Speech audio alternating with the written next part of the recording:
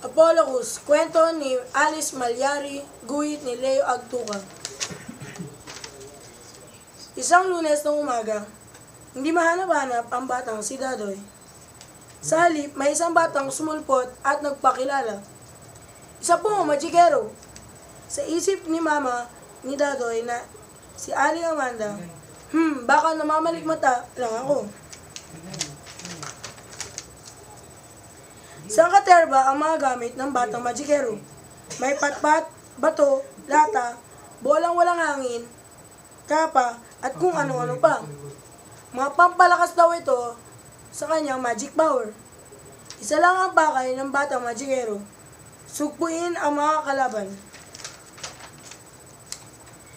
Bitinambahan ko, sigaw ni JJ, na umaalog at tatlong baba. Gusto ko nang inumin, sigaw ni Yuki, na parang bagong usbo ng palay ang mga tusok-tusok na buhok. Magsisimula na ang enkuwentro. Sa isang kumpas na himuwagang patpat at isang tumatanggiting na Gimokus Apolocus. Pagugulungin niya ang mga giganteng bola patungo sa mga kalaban. Mapapahigit-git niya siya dahil sa tagdan ng bandila ang bagsak ng dalawa. Pero kulang pa yun. Magpapapulot-pulot siya ng mga matabang lupid sa mga ito at papaikutin sila na parang turumpok. Sa hilo, makapagdara pa sila ng paghabol sa kanya. Sa wakas, hindi na nila malalapitan bulong niya. Astig ang baan mo bakas ulit ha. Tuya ni Yuki. Sabay pitik ng nanlalamig niyang tainga. Idulot niya ang diyang turuto ay dahil niya may kulus. Nilulusaw na ang mga kalaban ang mga may ganang patpat at kapa. 3 araw na nakalipas, di pa rin nakababalik si Dadoy. Samantala, panay ang ensayo ng batang magikero sa harap ng salamin. Abracadubus Apocalypse. Kinukumpas-kumpas niya ang kanyang mga kamay sa hangin. Bilang umentra si Aling Amanda. Nasaan na ang baonan mo?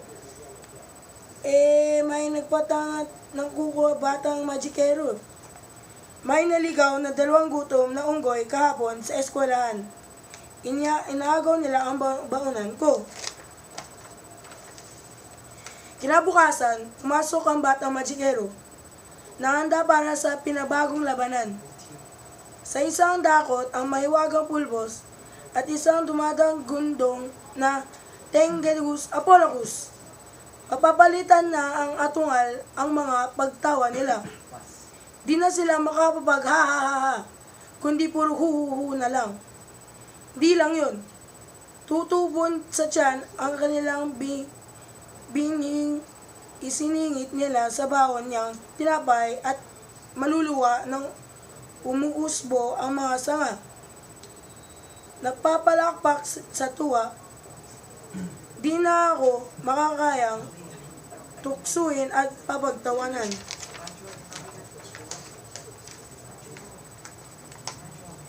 Pero winasak ni Yuki ang eksenang iyon. Si Piato to, batid sa niya ni Yuki. Umusok ang ilong ni Dadoy. Hoy kalasan nay, anong baon mo ngayon? Oras na, sabi sa sarili. Ano yan? Tatawang-tuwang bulalas ni JJ. Pulbos? Ipinaligo nito ang mahiwagang pulbos sa batang magikero. Ayos, mukhang espasol.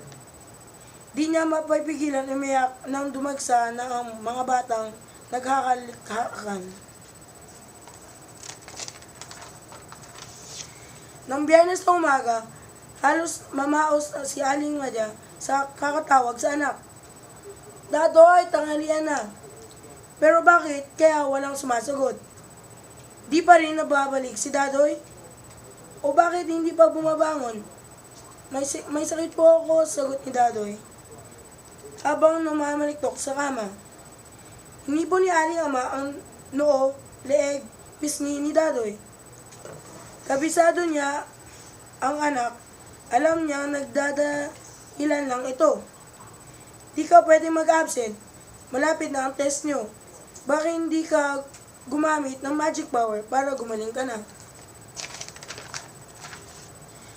Wala na po ako magic power. Mahinang sagot ni Dadoy. Mas magagaling ang mga kalaban ko at makapangyarihan po silang mag-agaw ng baon, manukso, nang hindi pa napapagod. Tumahimik ang dalawa. Tama nga ang kutob ni Aling Amanda kung bakit may kakaibang kay Dadoy nito ang nakaraang araw. Alam mo Dadoy, hindi mo kailangan ng magic power kapag kumakalaban sa iyo. Malambing sabi ni Aling Amanda habang hinahabog ang likod ng anak. May alam akong mabisang paraan para masolusyonan yan. Nang umaga yung, inatid ni kanyang mama si Dadoy sa eskwelahan. Kinausap ni Aling Amanda ang guro ni Dadoy tungkol sa mga batang gumugulo sa kanya. Nangako ang guro na ipapaalam niya iyon sa mga kanilang guidance counselor. Nang oras na ang recess, nilusob ni Dadoy ang silid-aralan ni JJ at Yuki. Pangdagdag ninyo ito sa baon nyo. Kami ni Mama ang maghanda niyan, ngiti ni Dadoy. Sumabad ang guro ng dalawa. At bait naman ang kaibigan nyo. O JJ at Yuki, ano ang dapat nyong sabihin?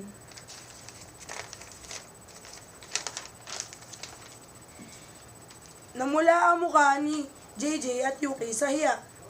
Napangiti sa kanila ang mga sapatos at napangitla ang magdueto. Salamat. Salamat ang sagot ang dalawa na kumimbida sa kaarawan ni Dadoy. Salamat din ang sagot nila nang makatanggap sila ng tig-isang kunti. Parang nagkaroon ng magic power ang salitang iyon. Dahil unting-unting nang namumbalik sa dati si Dadoy. At magkakalaro pa ang tatlo. Ayon naman kay Aling Amanda, hindi na raw naulit ang nagpakita ang batang magikero.